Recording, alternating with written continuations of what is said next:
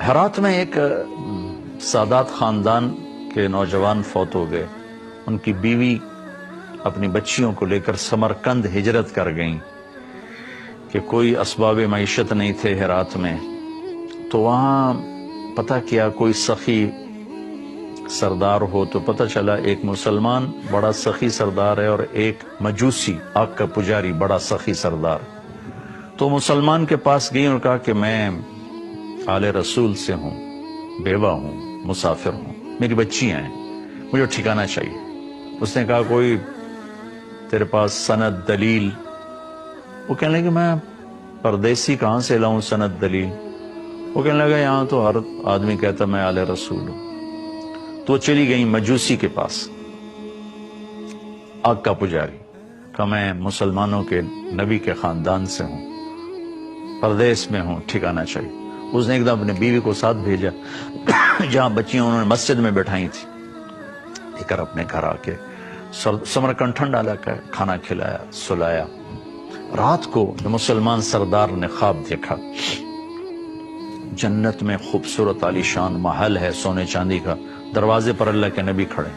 یہ پوچھتا یا رسول اللہ یہ محل کس کا ہے؟ تو آپ نے فرمایا یہ ایک ایمان والے کا ہے. تو انہوں نے عرض کی یا رسول اللہ میں بھی ایمان والا ہوں. تو آپ نے فرمایا اپنے ایمان پہ کوئی دلیل پیش کر. تو ایک دم گھبرا گئے. پھر آپ نے بڑے غصے سے فرمایا کہ میری بیٹی تیرے پاس چل کر آئی، تو اس سے دلیل مانگنے لگا، سند مانگنے لگا، دور ہو جائے میری نظروں سے. اس کی آنکھ کھلی تو اس کی چیخ و پکار، کہ وہ کہاں گئی وہ عورت، وہ بچیوں والی کہاں گئی؟ پتہ چلا کہ وہ تو لے گیا آگ کا پجاری. تو ننگے پاؤں ننگے سر بھاگ دوڑ دوڑ دوڑ دوڑ دروازے پہ دستک دی. وہ باہر نکلا، کیا ہوا؟ کہ وہ خاتون اپنی بچیوں سمیت مجھے واپس کرو، وہ ہماری مہمان ہے. کہا حضور یہ سودا نہیں ہو سکتا.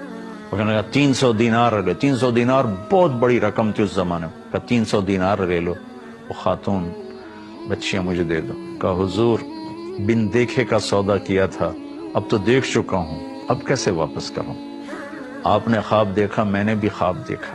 جب آپ کو ڈانٹ پڑ رہی تھی خواب میں بھی اسی خواب میں موجود تھا. پھر آپ میری طرف متوجہ ہوئے، فرمایا کہ تو نے میری بچی کو ٹھکانہ دیا.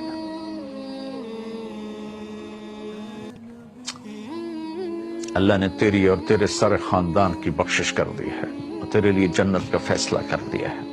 کہ میری آنکھوں ہم سب کلمہ پڑھ چکے ہیں، ہم سب ایمان لا چکے ہیں، اب میں واپس نہیں کروں گا. بھائیو قدر کیا کرو اللہ کے نبی کے خاندان کی.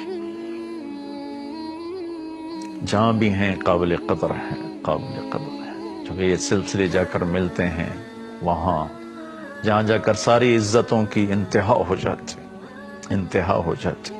اور آپ کی اولاد ساری دنیا میں پھیلی ہوئی ہے. اس میں بھی کوئی شک نہیں کہ بہت سے لوگوں نے ایسے ہی اپنے آپ کے ساتھ یہ نام لگا دیا ہے. لیکن میں تو کہتا ہوں کبھی تحقیق نہ کرو، بس جب لفظ سید آئے جو خدمت کر سکتے ہو کیا کرو. تحقیق میں نہ پڑا کرو کہ تم تو اللہ اس کے رسول سے سودا کر رہے ہو، اسے تھوڑا ہی کر رہے ہو.